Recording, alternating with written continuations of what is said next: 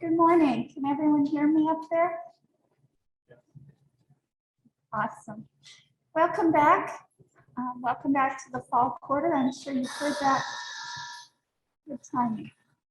Over the last week, I am Denise Wilson, and I am one of the co-organizers for the ECE Colloquium this quarter. Our other organizers are Shruti Misra, who's a graduate student here in UW ECE, and Professor Eric Clavens, who is sitting in row number 3. So it's our pleasure to deliver the colloquium to you this quarter. We will be meeting almost every Tuesday at this time, and this is the only in-person colloquium that we will have this quarter. The remaining will be remote, and the Zoom links are available on the Canvas site for this course, and we will also be sending them out via announcements. If you are registered for 491 or 500C, please note that this quarter, in order to receive credit for the course you're registered for, you'll have to complete 8 out of 10 discussions, and there are instructions on Canvas, but basically the idea is that for every week, we'll provide some guiding questions so that you can come to the colloquium, decide what's most interesting and exciting to you, and tell us about it on those posts. You only have to complete 8 out of 10, but please don't forget about that so we can make sure to give everyone for the credit for the class and smoothly. So are there any questions from those people who are registered for the colloquium or other questions before we begin? I want to take the time to thank everyone for being compliant to our face covering policy. I know it's not particularly comfortable to run around in a face mask all day, so thank you everyone for following the policy and doing so consistently.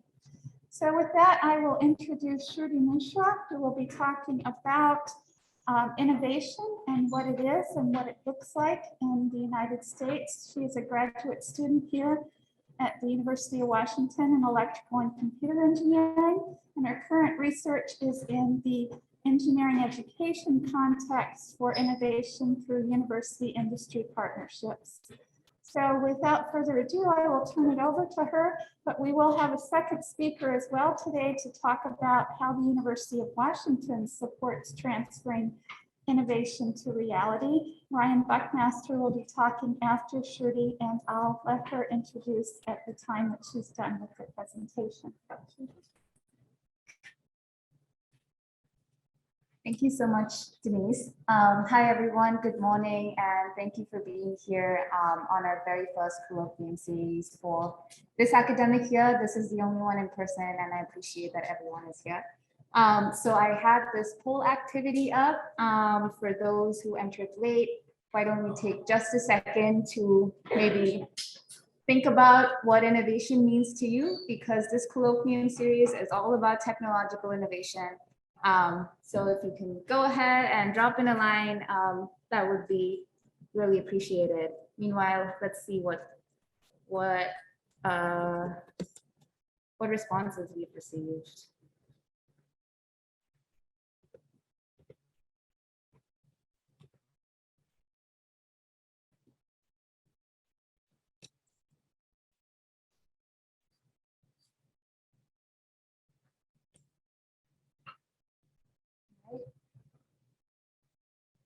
Lots of great ideas about pushing the world forward, the development of new ideas, something new, and improved continuation.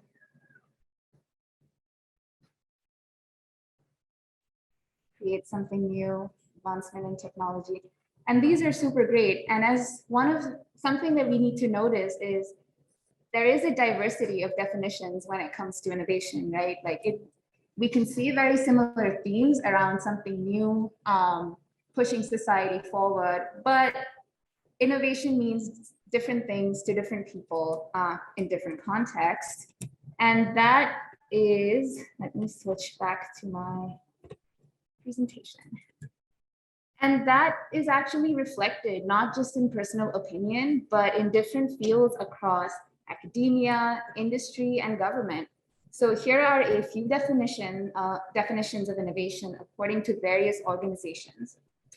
So the concept of innovation has a long history with fluid interpretations and definitions. However, in the 40s, Joseph Schumpeter, who's been quoted up top, popularized this idea of innovation in an economy. So since then, this notion of innovation has actually been rigorously studied in economics and then trickled down to other fields like management, network science, and engineering systems. So as scholars study this process of innovation, they wanted to come up with one cohesive definition that can encompass all of these diverse ideas. And the one that I would like to propose and present today that's actually widely used, it's used by the Organization for Economic Cooperation and Development, which is an international organization that studies these things. And this, according to this definition, an innovation is a new or improved product or process that differs significantly from the unit's previous products or processes, and that has been made available to potential users or brought into use by the unit. And in this case, a unit can be anything. It can be an organization, it can be a nation or a firm. It's a pretty general term, more like a placeholder. So a few things we can observe in this definition is that an innovation is not about just a new product. When I started out, I just thought it was a new thing that you create, but it's also about a new process. So think about like an optimized lab process to create something, right? Another thing to notice is it's not just about creation. It's about bringing products and processes to potential users and bringing them into use. So it's this idea of creation and application. And so, you know, once you think about the process of innovation as creation and application, it starts becoming a little unlikely that one person or one organization, contrary to popular belief, is responsible for that whole process of creating, commercializing, and selling. And so this idea that different organizations and actors and people are associated with the process of innovation starts making a little more sense. So let me illustrate with an example. Let's think about a popular innovation. In this case, for me, I thought about the iPhone, the very first one. And when I think about the iPhone, I think about Steve Jobs or Apple because they're so closely associated with it, and they're the ones who brought the iPhone to market. However, if we lift the hood of the iPhone and we see all of these different technologies associated with it, we also see the various different funding agencies like DARPA, DOE, NIH, NSF, all of these who funded these creations, and the fact that all of these technologies were probably developed in labs at the UW. So if you didn't have these organizations and these labs funding these technologies, you wouldn't have an iPhone because Apple definitely did not develop all of these at their place, right? So now we can see how different organizations and actors are associated with this process of innovation. I'm an engineer and I like to think in systems. And this idea of a system of innovation is actually prevalent in literature from economics and various other fields, right? So one of the definitions of a system of innovation is that it is a set of components and relationships between those components that determine and affect the process of innovation. So on your right, you can see two images. The first one is a national innovation system model from a paper. And you don't need to know exactly what all of those boxes mean. They're also on your handouts. But you need to know that there are different boxes. There are different entities associated with this process and arrows between them. So they're all interacting and talking and affecting this process of innovation. Similarly, MIT have proposed a 5-stakeholder model of the system of innovation, and the dotted lines between them are how they interact or how MIT thinks they should interact for effective innovation. So the system of innovation has 3 components. The first one is actors or organizations, and these can be firms, universities, companies, and so on. And we have institutions. So these are the cultural codes or norms that run these organizations. Think about company culture or the structure of an organization. And finally, we have networks. And this is basically the way in which organizations are connected to each other and how information flows between them. So I guess as you listen to future talks, I would invite you to think about innovation in this systemic way, thinking more about the organizations, institutions, and networks that might be associated with the innovation process. All of this seems very abstract and heady, so let's make it a little concrete with some examples. So I would like to talk first about the story of Silicon Valley, which is a very popular system of innovation that we've all probably heard of, and Route 128, which used to be a very dominant system of innovation around Boston back in the 50s through the 90s. And I guess people who are back then might be familiar with the story. I wasn't. And so if we look at these graphs, so let's look at the one on the left. We see that the total number of high-tech employment in Silicon Valley surpassed Route 128 around Boston in the 70s.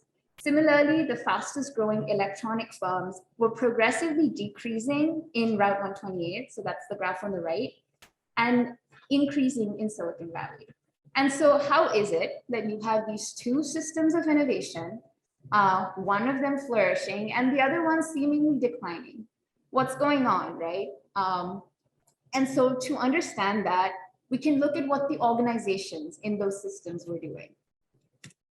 So let's look at two organizations. The first one is HP, that I think a lot of us here are familiar with. And the second one is DEC, or Digital Electronic Corporation. HP was founded in Palo Alto, California, and DEC was founded in Maynard, Massachusetts, so Route 128. Both of them were very large back in the 80s and very dominant. In fact, DEC dominated Route 128 when it came to electronics and microcomputers, like no other company dominated Silicon Valley. So they were big, right? And if you look at the timeline, it's actually very interesting because DEC got acquired by Compaq back in 98, and then Compaq merged with HP. So eventually DEC got absorbed into HP, and HP is still around. They split up into a few organizations, but they're still around. So what were these two organizations doing differently? How did they treat technology differently? So if we chart those differences, we start seeing some trends here. The first one was all about proprietary hardware and software. You know, to them, the value of their product was in the secret sauce in their hardware and software.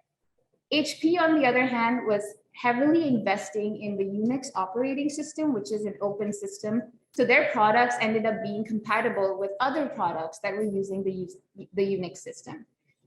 Furthermore, DEC did not adopt the state-of-the-art RISC microprocessor technology until quite late. And this technology, it's the reduced instruction set computing technology, which makes computing faster. They did not adopt it until quite late, whereas HP was heavily investing in RISC early on, so much so that in 1990, HP controlled a big share of the RISC computing market, and DEC still didn't have any presence in it. DEC was also designing and manufacturing most of their software and hardware components in-house. They were doing everything in-house.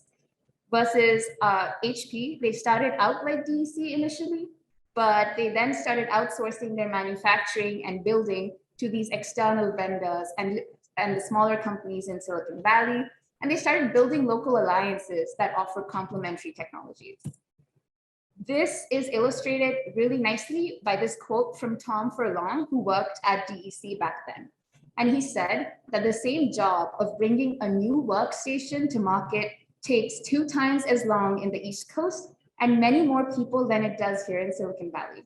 In DEC, I had to do everything inside the company. I can rely on the other companies in Silicon Valley. It's easier and cheaper for me to rely on little companies in Silicon Valley to take care of the things I need, and it forces them to compete and be more efficient. So big companies like HP in Silicon Valley, by working with these smaller companies, were actually creating a market for them and forcing them to innovate. So if they were innovating, those innovations would trickle back into HP just because they were working with them. Finally, DEC had a hierarchical top-down bureaucratic organization structure. So what that means is if you wanted to get something done, you'd have to ask your manager, who'd have to ask their manager, and so on. So decision-making was quite slow for them, versus HP had a more decentralized organization structure. So their general managers and division managers had more power. They knew more about the technology they were dealing with, and they could just make decisions and run with them. So we see some really opposing and contrasting forces at play here. And this is not just the story of HP and DEC.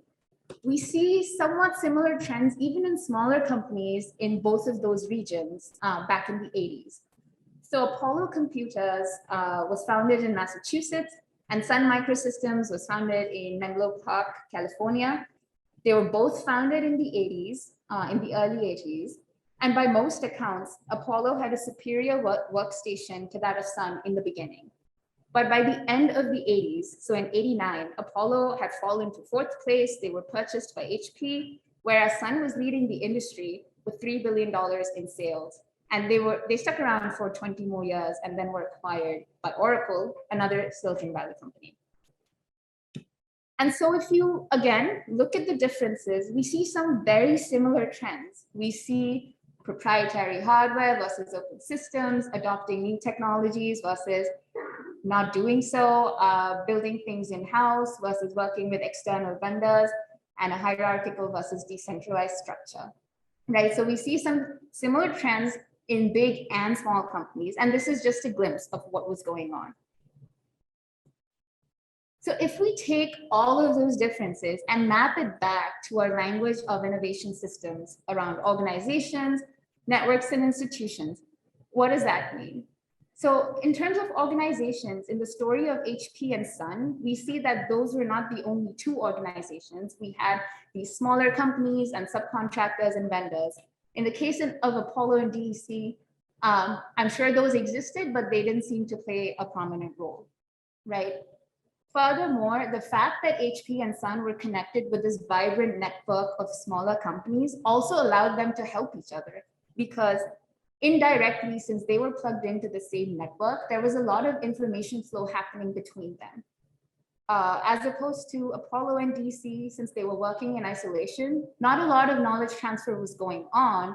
And this is important because Sun and HP were connected to a network, they knew what the word on the street was. They knew what was up and coming. They knew the state of the art. So they were open to betting on technologies like Unix and RISC and these other emerging new technologies that Sun and Apollo, sorry, DEC and Apollo probably just didn't know much about because they were isolated.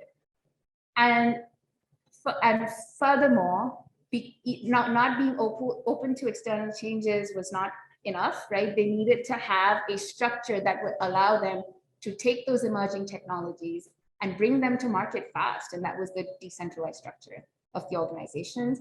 Versus Apollo and DEC, later on, they did adopt RISC and Unix, but they couldn't do that fast enough because of their centralized top-down hierarchy. So in this case, we see how we have two different systems of innovation that use their organizations, networks, and institutions in different ways. And one seemingly was more successful than the other.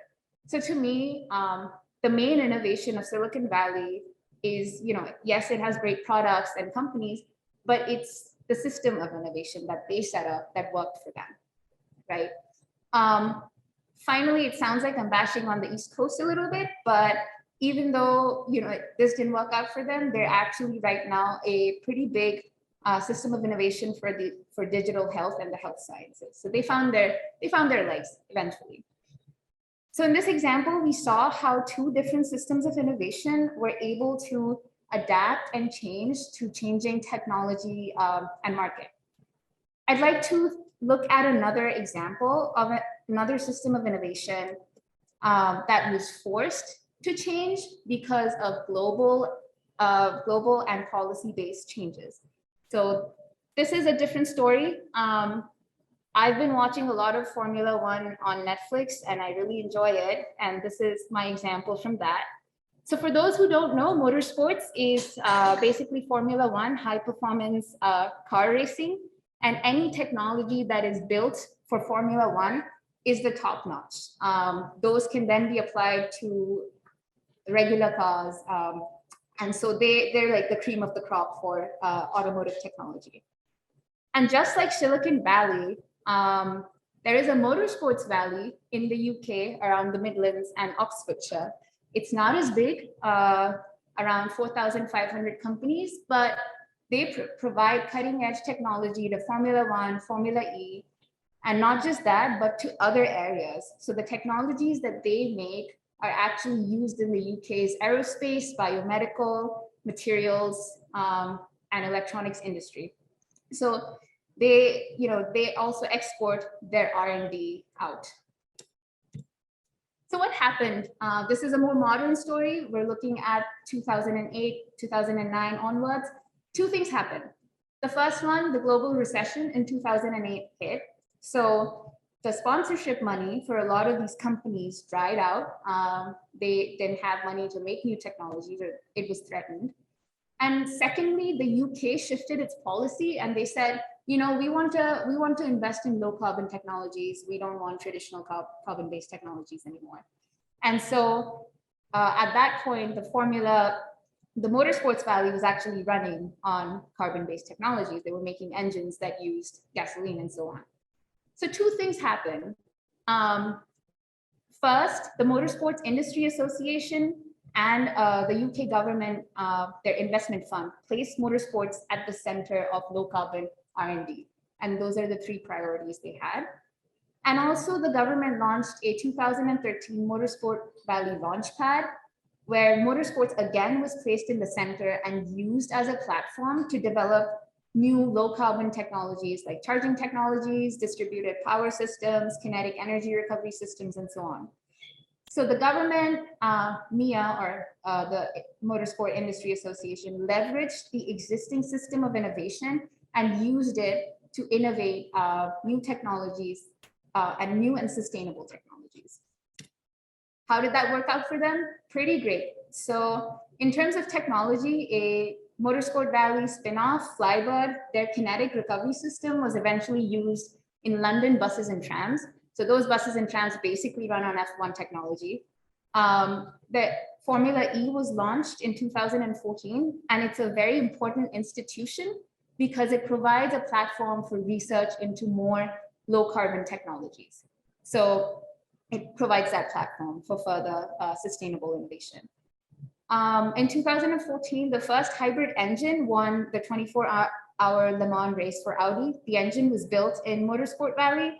And this is important because if a hybrid engine can win, that means it is as good as a traditional engine. So this is a big deal.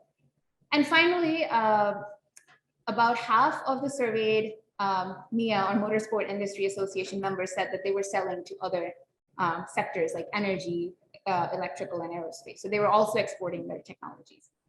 Economically, also they did well. By 2012, 10 of the largest non-F1 companies had bounced back, and UK had a global F1 share of 70 to 75%. So their pivot worked out for them, right? And again, if we map all of this back to organizations, networks, and institutions, we can see how the 4,500 plus companies, the government, and the Motorsport Industry Association was able to leverage the networks and cluster that was already built in Motorsport Valley, set up institutions like the investment fund and the Launchpad, and use the shocks to the system as opportunities to innovate in a more sustainable direction, right? So in this case, unlike Silicon Valley, this system of innovation was forced to pivot, and they did so really effectively. You might be thinking, these are all great stories. Why should I care? I'm just here for credit. So something to notice is that the founders of a lot of those Route 128 companies and Silicon Valley went to Stanford, Berkeley, MIT, and also 15 or so universities that offer a degree in automotive engineering in the UK are all in Motorsport Valley. So universities are an important part of the innovation system, and UW, just like MIT and Stanford and Berkeley, is an important part of the innovation system of the Pacific Northwest. And we know that because here are all of the inventions that were at the UW, and I'm guessing this list is growing. And here are some of the engineering and CSE spinoffs, right? So the UW contributes to the region, and all of you are not just passive observers, but you're part of the system of innovation. And so the way UW does it, it has its own networks and organizations and institutions. And Ryan here will talk about one of them, which is the Commotion Labs. So you'll get to hear a little more about how UW does things. But finally, to close out, what I'd like you to think about or take away at the end of all of this is that innovation is not a solo act. It's not a solo endeavor by any one company or an organization. It is a messy, complex process consisting of organization, institutions, and networks, contrary to popular belief, because we're taught to think that you have one lone inventor. But as you can see through these examples, that's usually not the case. So for further talks in the series, I encourage you to use this framework of a system of innovation to think about how we can innovate effectively and how we can innovate more responsibly in a sustainable manner. And that's all I have. Here are some of the references I used. And thank you for listening. I will take questions.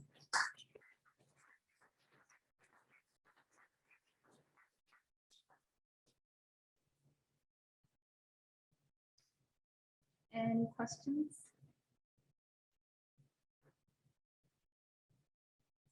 Go ahead.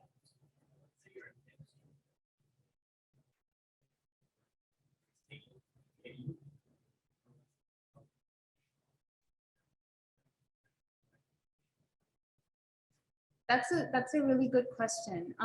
You could, and that's the whole idea of disruptive innovation, where companies try to disrupt their own innovative process, because what happens is you want to transform a market, you want to bring in a technology that just creates a new market, right? So oftentimes companies do that by investing in things like research and development, R&D, which is why they collaborate with universities a lot. And so, yeah, you can totally do that internally. Does that answer your question? Go ahead. Yeah.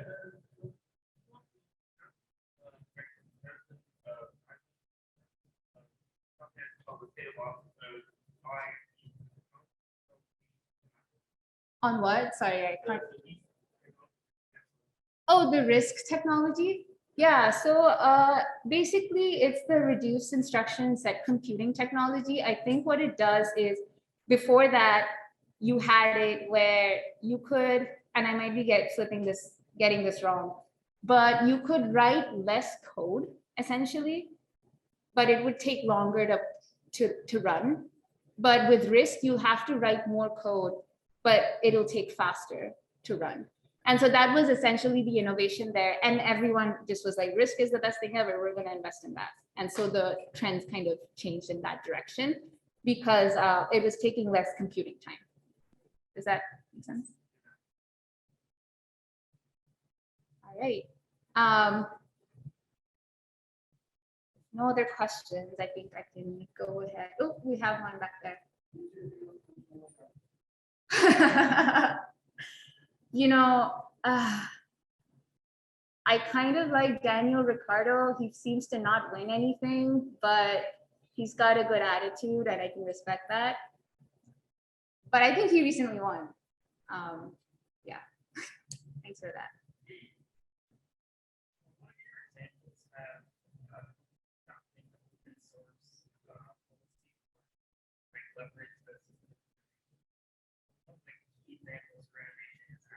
Yeah.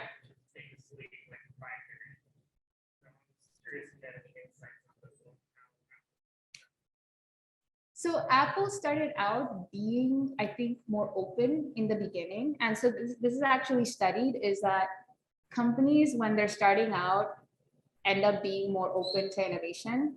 And as they mature, they end up being more like proprietary. HP started out like that.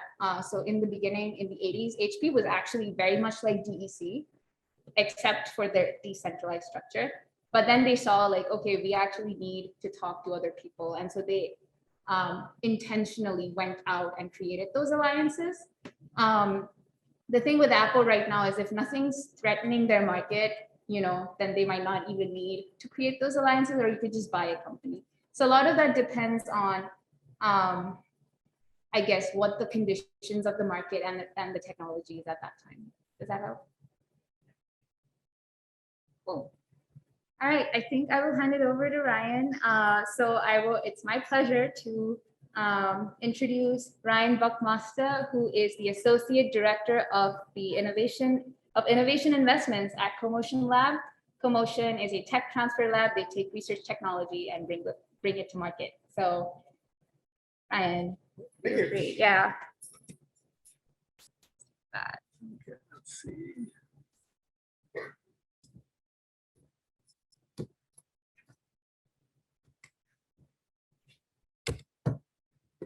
Accessing your, Oh, I think you need this. So this is an extension.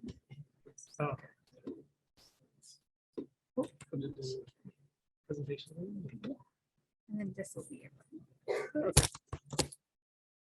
right, good morning. Nice to see you all. And so I'm with CoMotion, which is what's called the Tech Transfer Office, which these days most larger universities have one. And our purpose is basically to get innovations created at UW out into the broader world where they have impact and actually help somebody. So the office has been around since about the 1980s, which is when most tech transfer offices were created because the federal government changed a law called the Bayh-Dole Act, which is kind of our big thing, which said that for federal funding, if the universities invented something with it, the universities could keep ownership of the innovation and try to commercialize it, which was a big deal. Before that, federal government owned all those innovations and almost nothing happened. Now, universities are great creators of startups, licenses to existing companies, and also lots of big projects in the open source realm as well. So why do we have a tech transfer office? Well, UW gets a lot of R&D money. Bulk of it's a federal money, so you would think with all that money exploring new great things that something useful will come out of it, right? So that's what we're here to do. So obviously though, since UW's created all this great technology, UW must be swimming in cash, massive amounts for all the great things we're creating for society, right? Well, not quite. So this is actually a Stanford data. I say, and the folks at Stanford probably come from the best innovation region in the world. And yet, you see way down the corner, out of 10,000 inventions over about almost half a century here, 3 made over $100 million. That's actually not bad. And the truth is that it's extremely long tail and very few things actually generate big bucks. Now, of course, doesn't mean a lot of other things weren't valuable, but probably about, you see 10,000, about half of them patents were filed. Don't need a patent for everything. Quarter actually got licensed to somebody.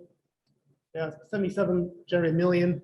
So from my time doing licensing at UW, actually I probably had 2 agreements resulted in over $1 million, which hey, wasn't bad. 100 million, probably UW is probably 2 or 3 things that made that much money. Probably 2. Yeah. Yeah, money comes back to the university. There's a much greater amounts of money made off of this. And I do want to point out, most of the innovations at UW and other universities just goes out in the public domain and people do all sorts of great things with it. Although some things, really a patent or a bit more of a proprietary position does enhance your chance of success. Not always though. I mean, there's a lot of startups that come out at UW where it's based on open source or someone's idea that has nothing to do with the research mission. So, yeah.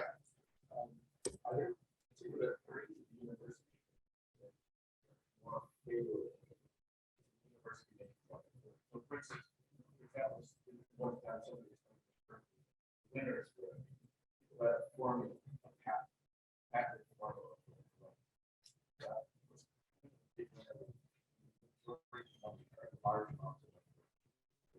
Yeah, Kind of curious if that's good. Or just- that's very true. UW's biggest moneymaker was called the Ben Hall patents, which was a way to make essentially drugs. And there's not too many things where you have billion-dollar sales. And if you're only getting a few percent of the from a license, you only get a few percent of it because you just have a patent. And so just by the math, it has to be some big sales. I'd say sometimes microelectronics, although you got to be, that's probably well known. If you got a really essential microelectronics patent, you got to go fight for it because Apple's not going to give you money, or Intel. Those companies don't want to take a license. So it tends to be that. There's maybe one few even more rare exceptions would be from stock equity, like from a startup. Universities usually take a little bit of equity. Like Google is this black swan that everyone wants to do.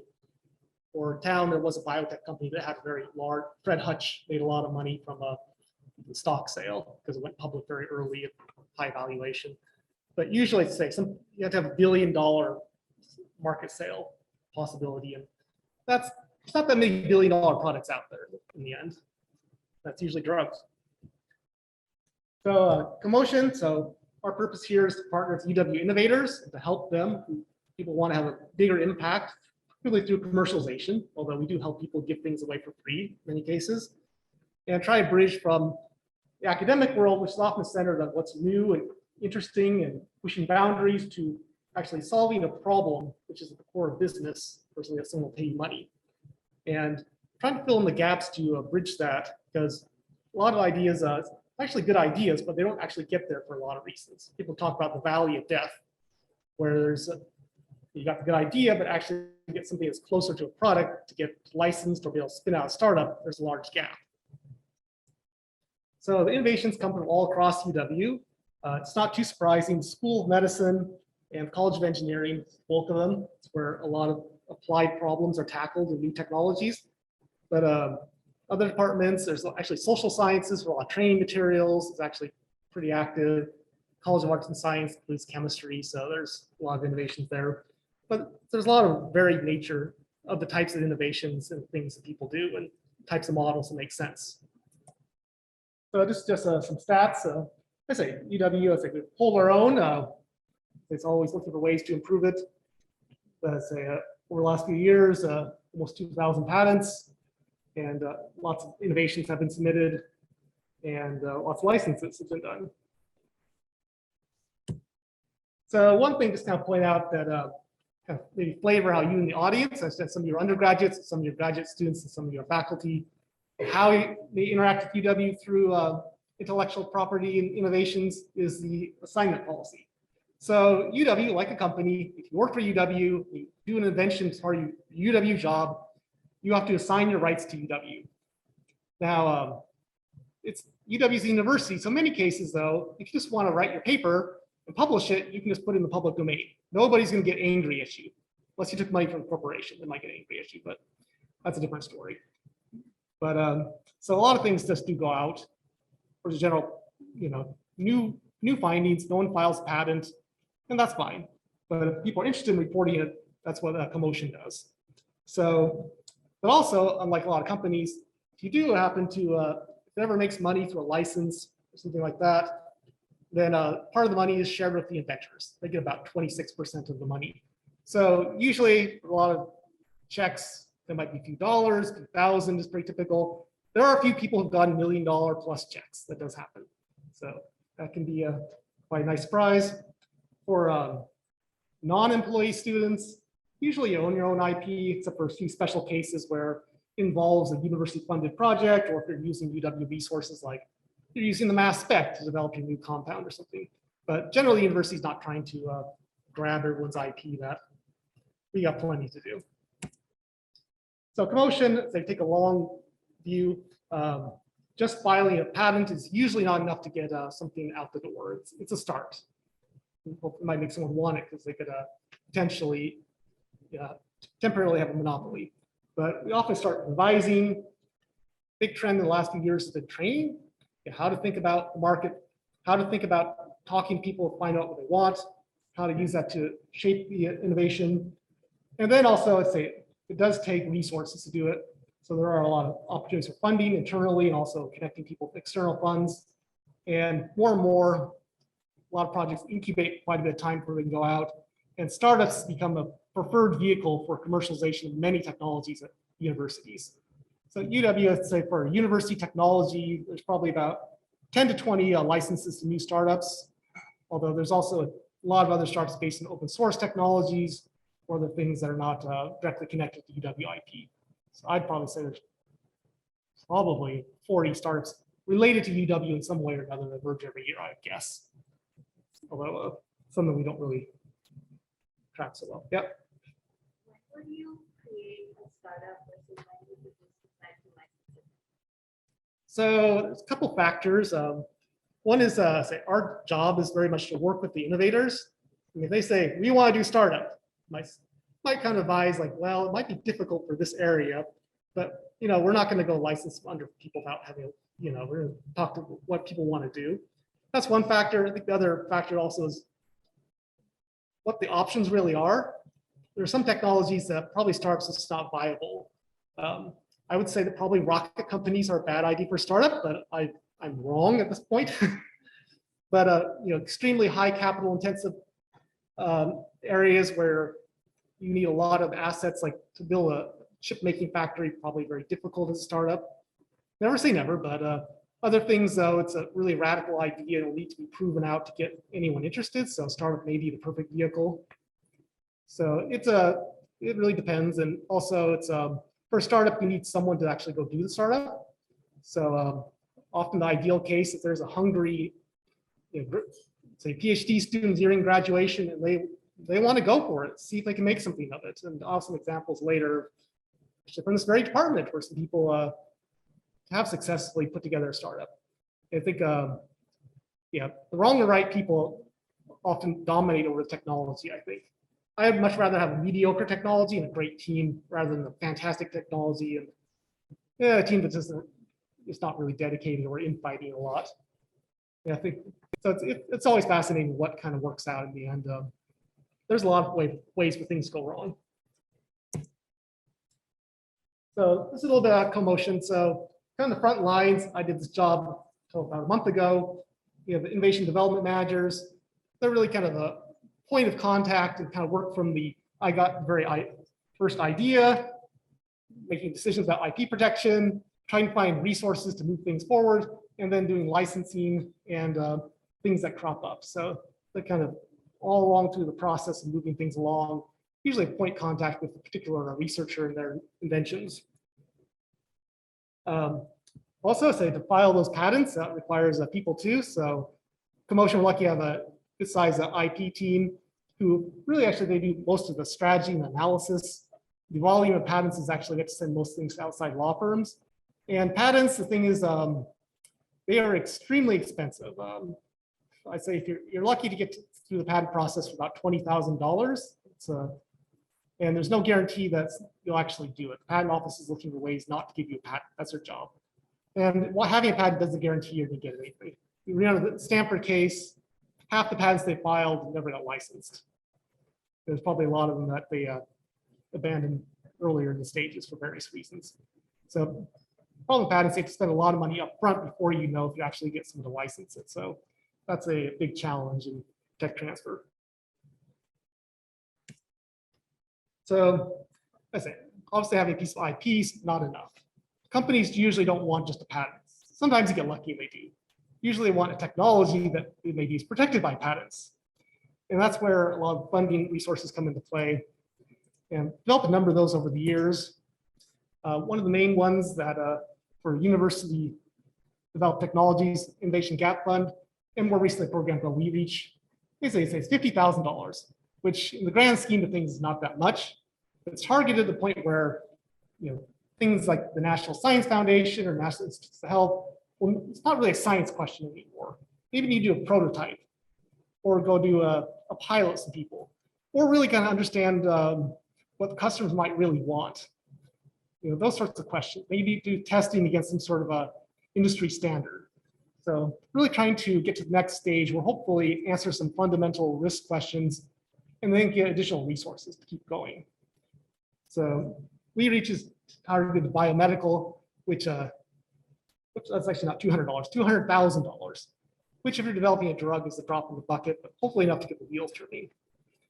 And also the sneaky thing about this is actually it's an educational program tied into, rolled up as a funding program. I try to encourage people to think of questions of, like what does customer want? Do people care about the problem you think you're solving for them? Often that's there's a lot of big assumptions there. So try to actually do a lot of teaching in the process. But the odds are pretty good. At least half of people usually get funded, which in the academic environment is actually quite good. About half of the innovation fund grants are funded. So another big resource that we do is called SBIR Grants. This is a federal government actually has this wonderful program where if you're solving a problem in the national interest, usually developing some sort of technology they think would be useful for the nation, they will give you, your small business, $150,000. If you do well with that, you can get up to more than $750,000 or more. That's really incredible. But these are often challenging grants to do, so CoMotion's found that providing support to do this. But this does require a business and someone who's willing to go work at this business if you get the grant funded. That's one example of additional funding. And often the SBIRs is the first money into companies we often see, especially for deeper technology companies. And then often they're able to raise angel or venture money after that. It's usually a stepping stone because the federal government, these programs, they're willing to take some risk. I'd say I'm very impressed with them. One thing, also this, which the electrical engineering departments have many fellows, is the Commercialization Fellows Program. So we're looking for hungry people, typically usually graduating graduate students or postdocs, but we've had a couple undergraduates who graduated, and a couple of people come back from industry after graduating. They're hungry to make a go of a startup. We're looking usually that people invented the technology and really want to see what they can do in the year. A big thing they spend a lot of time doing is looking for money, keep going, like applying for SBIR grants, and also trying to figure out the business. Is there an opportunity really here or not? As a year goes fast, but it is a nice time to actually totally focus on, is there really not a chance to go? The big thing also, theme of CoMotion the last few years is training. This is an opportunity open to anyone at University of Washington, a graduate student, undergraduate, or faculty, the I-Corps program. And so you have to go to a few training sessions, talk to a few people, and then you can apply for $2,500 and to go and perhaps go to a conference or go talk to some other people who think might be potential customers and other uses.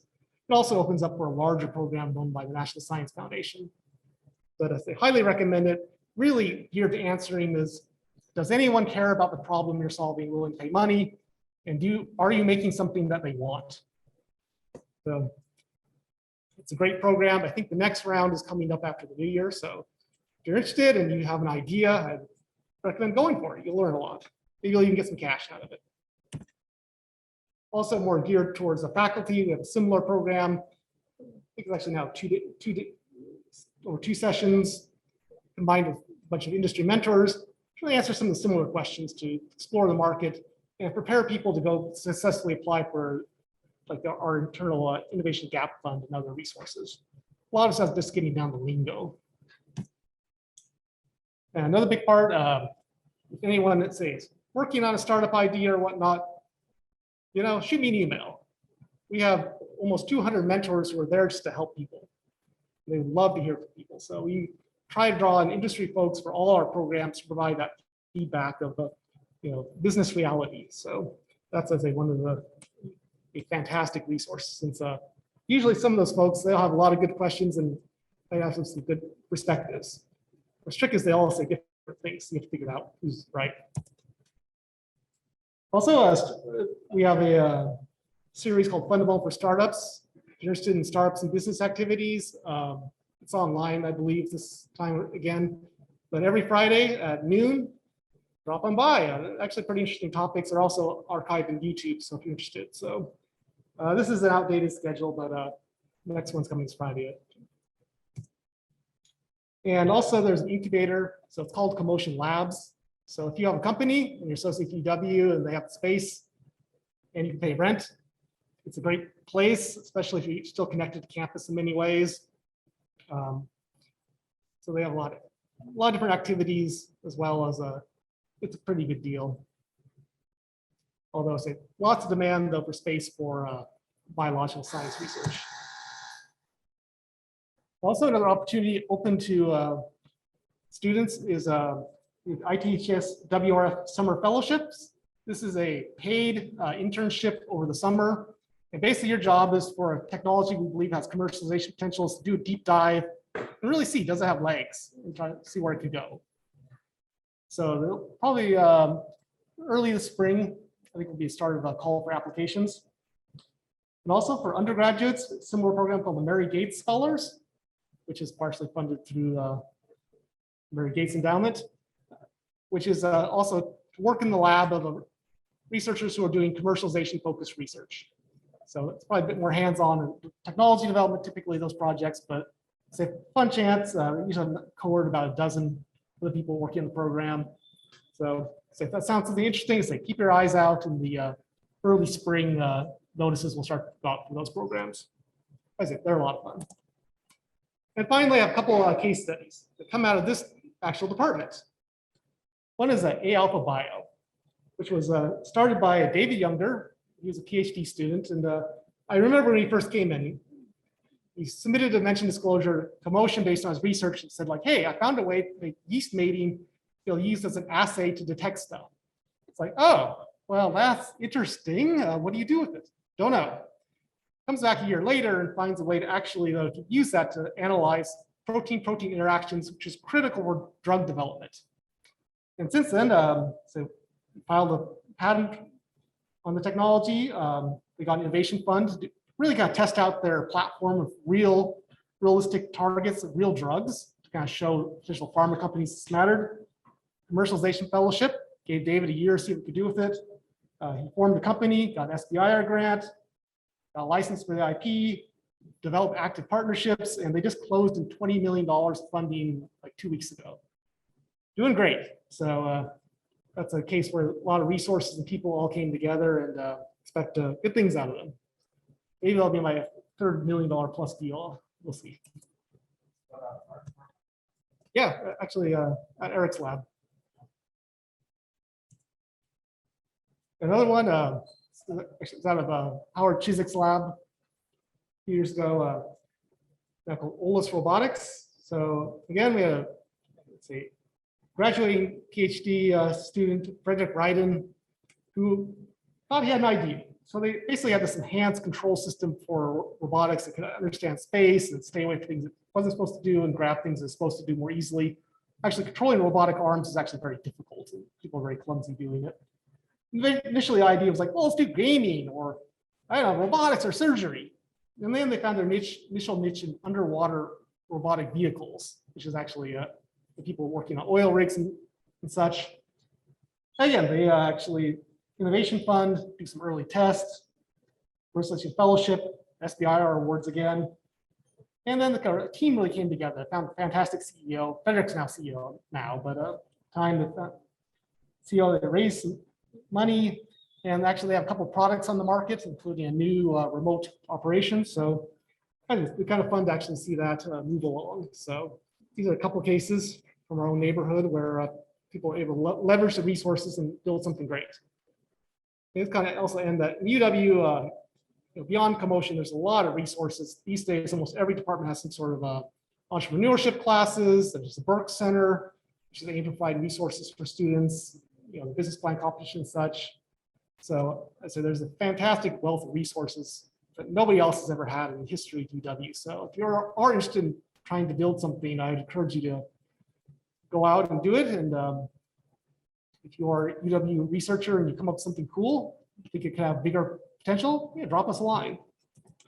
So it's real easy. On the website, we have a couple forums, consultation, or give us a call or shoot us an email. Also, we have a newsletter if you're interested. See what happenings are. And with that, probably a bit of a tour de force of Commotion, but please, any questions?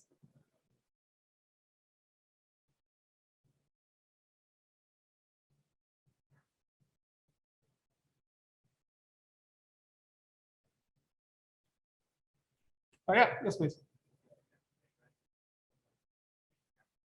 So it has to be around a university technology. So sometimes we do have undergraduate students who are part of the team, like they were working with a UW professor or project in their lab.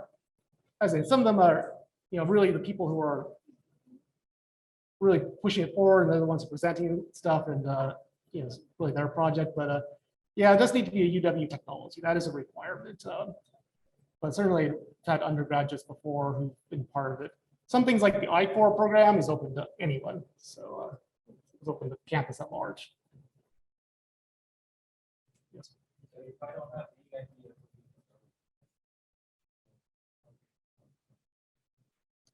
So, don't have any idea for a start, but you want some help? Like, what sort of help? What's it?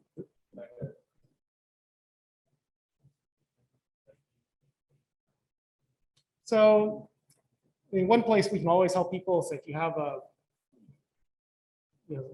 something kind of new ideas, you're just kind of exploring. So yes, you can still come get help. It doesn't have to be startup. A lot of things don't end up being startups. They're licensed to existing companies, that's fine, or otherwise made available. Or say if you work ethic is just kind of exploring ideas. We have our large mentor network folks you can certainly engage with. Or say it's kind of hard if you don't have any idea at all, to have something to start with. In theory, you should say, I see this big problem to work backwards with technology. People usually end up going the other way around for some reason. It's just, nature. But I certainly say if you think there's something we can help you out with, or let us know, and if it's not us, we'll point you in the right direction. As often things start with like, I got something kind of interesting, I'm not sure what to do with it. That's often the start of great things, because we don't know what it is initially. Yes, please. Can you speak up a little bit more, please? Well, sure. This one? Okay.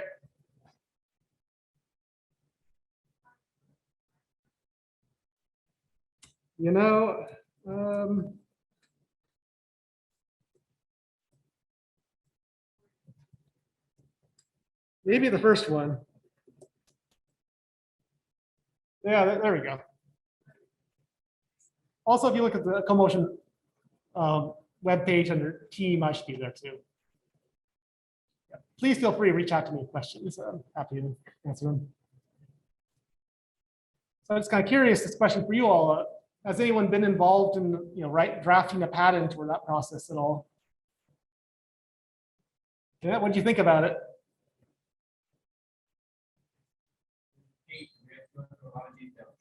Yeah, it's a lot of work and really expensive, and that sums it up. But can be important.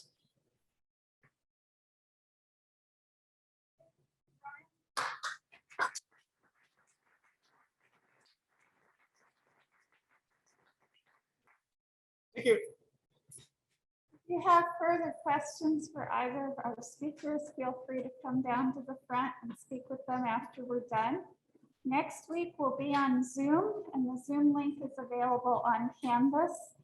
And our speaker will be Elizabeth Scallion, who's with Alexa Startups at Amazon.